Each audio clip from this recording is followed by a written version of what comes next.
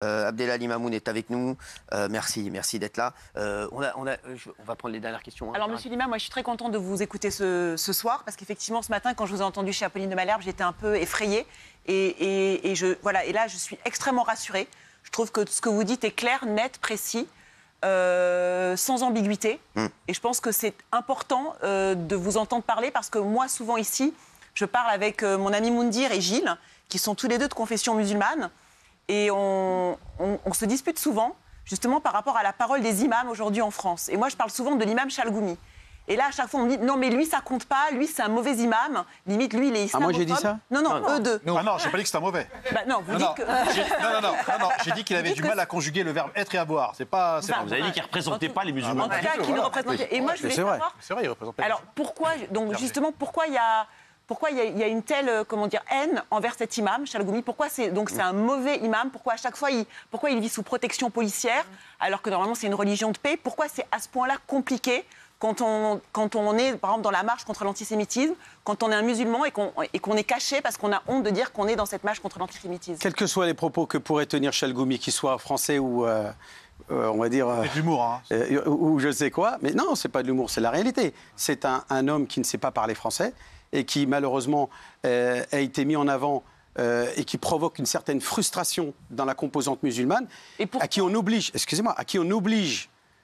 d'être représenté par une personne qui, même un enfant de 3 ans, parle mieux français que lui. C'est la réalité. Ça, c'est un premier point sur la forme. Maintenant, sur le fond. Oui. Un imam, c'est un homme de paix. Moi, je suis un homme de paix. J'appelle à la paix. Je ne suis pas dans le camp d'Israël, ni dans le camp palestinien. Je suis pour la paix. Je dois être un acteur, un agent qui doit promouvoir la réconciliation. Et encore hier, M. Chalgoumi disait que Israël doit gagner la guerre, et que je suis du côté d'Israël, et j'espère qu'elle va gagner la guerre. Je dis, donc ça veut dire qu'il est dans le camp de la guerre. Je suis désolé, un imam ne doit pas parler comme ça, ni même un rabbin, ni même un curé. Les hommes de foi doivent être des hommes qui doivent être des hommes pour promouvoir la paix et le cessez-le-feu. La guerre contre le Hamas? Oui, il parlait contre la guerre. Il parle de la guerre. On peut le comprendre, non?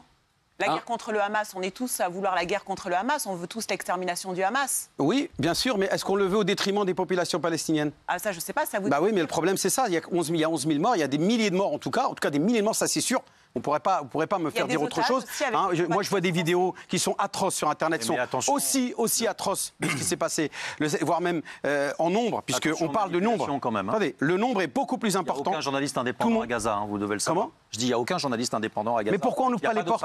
Est-ce que vous croyez que les Gazaouis... Surenchère. Mais c'est ça qui est horrible. Voilà. Est-ce que vous croyez que les Gazaouis sont contre que des ONG rentrent à Gaza? Qui s'adresse à tout le monde. Tu sais pourquoi je le reprends? Non, je vais t'expliquer, Raymond. 18 questions. C'est incroyable. Cette chroniqueur, il a répondu à chaque fois. Exactement. Et toi, tu le laisses dire qu'il y a peut-être 11 000 morts à Gaza? C'est peut-être une fausse information. On va se faire défoncer. On n'a pas le droit de laisser parler des fake news. Je suis désolé, rien ne dit qu'il y a 11 000 morts. Rien ne dit. D'ailleurs, de la même façon, voyez... Vous voulez voir les vidéos? Vous voulez voir les vidéos? Vous voulez voir des vidéos d'enfants qui sont morts sous les bombes? Vous voulez quoi? On vous montre les vidéos pour prouver qu'il y a des milliers de morts. Est-ce que vous voyez pas? Est-ce que vous voyez pas la bande de Gaza qui a été complètement détruite? Je vais vous sortir, hein. C'est bon. Est-ce qu'on voit pas aujourd'hui la bande de Gaza qui est totalement détruite, pratiquement? Est-ce que oui ou non on le voit ça? Oui. On le voit. Oui. Bon, forcément, il y avait des habitants. Tout à fait. Bon, bah alors forcément, ils sont morts. Non, parce que si on voit comment ça s'effondre. Comment c'est effondré? Est-ce qu'ils sont morts? Il vient de te poser Je ne connais pas le chiffre de ça. Mais il y en a ou pas? Il y en a des milliers, c'est sûr. Je refuse de donner une fake news et d'approuver une fake news. Est-ce qu'il y a des morts? 11 000 morts, je n'en sais rien. Il y a pas 11 000 morts. Je n'en sais rien. Je n'en sais rien. 11 000 morts. Les mecs, un peu d'intérêt. Écoutez, moi la solution, c'est que Israël donne la permission à des ONG de rentrer à Gaza et de compter les morts. Tout à fait. Eh bien, Israël refuse. Tout à fait. Israël refuse. Bah voilà, donc encore un problème qui vient d'Israël et pas des Palestiniens. Raymond, vous vouliez parler? Qu'est-ce que vous voulez dire? Non, moi je dis qu'il fait du bien, cet homme-là. Cet homme-là, il fait du bien ce soir. Parce que moi, je voulais pas ce matin, en tout cas. Mais non, mais pas ce matin. Ce matin, ce qu'il a dit ce matin-là, moi, je suis comme vous, je reconnais pas quelqu'un qui a parlé comme ça. Moi, je l'ai pas vu, j'étais au boulot. Je reconnais pas quelqu'un qui a dit ça ce matin, ce qu'il a dit ce soir. chaque chroniqueur l'a été de sa question, tous un par un. Vous allez rentrer chez vous, vous faites le replay. Tous un par un, vous lui avez posé une question. Est-ce que vous condamnez? Il vous répond oui à chaque fois. La marche, il vous a répondu pourquoi il n'a pas été. Tout. Il a tout mis dedans. Il a tout coché dedans. Il a fait plaisir à tout le monde. Et vous continuez encore à lui dire non, il n'y a pas 11 000 morts. Alors s'il n'y en a pas 11 000, peut-être qu'il y en a 4 000, peut-être qu'il y en a 3 000, même s'il y en a 200 innocents. C'est trop. On peut aussi dire, on peut écouter deux versions, les gars. Comment on va aller vers la paix si on dit tout le temps non, il s'est passé que le 7 octobre. Le 7 octobre, on le condamne. C'est dégueulasse ce qui s'est passé le 7 octobre. C'est des innocents, c'est des tirs au hasard. Pour moi, c'est terroriste. Je le condamne. Mais on ne peut pas dire que ce qu'il dit là, lui, il l'a inventé de l'arrêt de bus. Je l'ai repris sur le chiffre de 11 000 morts, Raymond, parce qu'on n'en sait rien. C'est tout. Et la ville de Gaza détruite. Il connaît pas les gens. Attends. Il connaît pas le nombre d'actes antisémites. La ville de Gaza. C'est la bande de Gaza. La bande de Gaza, pas la ville. Les gens se sont levés. Attention, il y a une bombe. On se barre. Non, si la ville elle est détruite, Jacques, tu peux pas dire fake news. Alors, je peux te dire sur deux points, Non, mais en 24 heures, vous voulez évacuer 2 millions de personnes? Bah non, mais c'est ce qu'ils ont demandé. Ils ont demandé que en 24 heures, 2 millions de population quittent le nord de Gaza. Israël a demandé au Hamas de déplacer la population vers le sud, vers le camp de Khan Younes. Mais on ne reconnaît pas Hamas. On ne le reconnaît pas, Hamas. On ne le reconnaît pas. Vous n'avez pas. Est-ce que l'État d'Israël a demandé aux dirigeants du Hamas de déplacer la population vers le sud de la bande de Gaza? Et ça sert à quoi? Pas partir. Ça sert à Mais quoi? parce qu'ils savaient très bien qu'ils allaient. Mais à quoi ça sert, le nord ou le sud? Que ceux qui restent, c'est que des combattants. Mais ça sert à protéger. Mais alors, ils vont tous se déplacer dans le sud avec les civils. Hamas va se déplacer et comme c'est parce qu'ils ont des caches, tout ça. Et les caches d'armes. C'est scandaleux. Et les caches d'armes qui sont placées sous les hôpitaux. Est-ce que ça, c'est de nature à faire en sorte Laisse parler. Qu'est-ce que tu veux dire? Ici, sur ce plateau, moi, j'ai été le premier à condamner le Hamas de mouvement terroriste. J'ai été le premier, bien évidemment. J'en ai eu les retours, d'accord, des deux parties. Et je me souviens sur ce plateau. Oui, bien évidemment. Mais là, je parle de moi, donc pour le coup. Mais on était sur ce plateau, les gens disaient, et je me souviens, ils condamnaient la masse, ils disaient oui, mais. Et on était ferme. Il n'y avait pas de oui, mais. On condamne, point.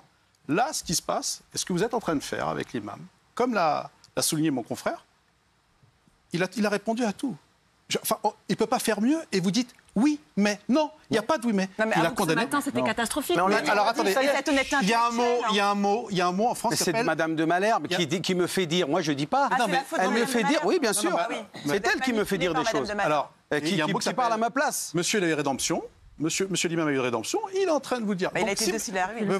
Comment, pardon? Il a été rappelé à l'ordre. Tu vois, c'est encore les oui, mais de toi, machin. Donc, non, c'est pas le rappel à l'ordre. C'est toujours cette espèce de chose qui va gêner, tu sais. Il ne peut pas être plus clair. Écoutez, je vais vous dire une chose. Écoutez, même ce soir, excusez-moi, même ce soir, comme ce matin, comme cet après-midi sur BFM TV, je n'ai jamais sollicité l'autorisation de monsieur le recteur de la mosquée de Paris, et je ne parle en aucun cas en son nom. Je ne suis ni le porte-parole de la grande mosquée de Paris, ni même le porte-parole du recteur. Monsieur le recteur est suffisamment majeur et vacciné et intelligent pour défendre lui-même la mosquée qu'il représente. Moi aussi, aujourd'hui, j'ai effectivement une collaboration et un travail que j'accomplis parce que je pense qu'il faut une unité des musulmans pour essayer de faire avancer les choses en France, pour promouvoir un islam qui s'intègre parfaitement dans le paysage français et dans lequel on soit en harmonie avec les lois et les valeurs de la République. C'est ce que nous travaillons au sein de la mosquée de Paris. Et depuis des mois et des mois, on travaille dans ce sens-là. On travaille même avec des juifs et des rabbins. Bravo. Monsieur Moshe Levin en fait partie. Monsieur Corsia est tous les jours, chaque occasion, invité à la mosquée de Paris et vice-versa. Donc les relations sont conviviales et fraternelles et cordiales depuis très longtemps avec la composante. Je n'ai pas de leçon à recevoir sur le fait qu'aujourd'hui, je suis de tout cœur avec la population et la composante juive de France qui a été victime d'antisémitisme depuis le 7 octobre, d'un nombre choquant que ce matin j'ai été moi-même estomaqué. Je dis comme, et c'est pour cela. Alors que pour nous, on était persuadés que non, la communauté musulmane, depuis le début de la guerre, a eu une attitude digne, etc. Nous pensions qu'il n'existait pas d'actes antisémites musulmans.